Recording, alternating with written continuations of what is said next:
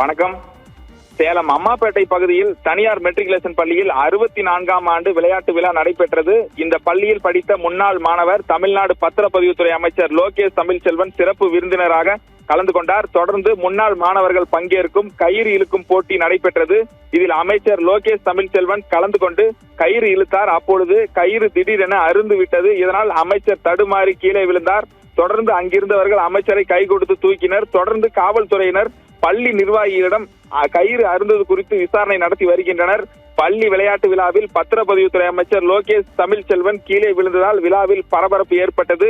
இதையடுத்து விழாவில் உரையாற்றிய அமைச்சர் லோகேஷ் தமிழ்ச்செல்வன், இது நான் படித்த பள்ளி, இந்த மைதானத்தில் உருண்டு புரண்டு விளையாடி இருக்கிறேன்.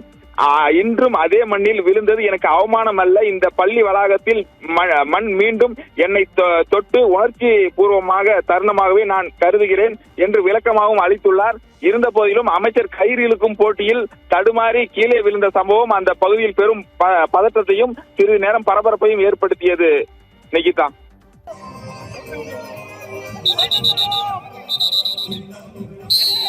And they start.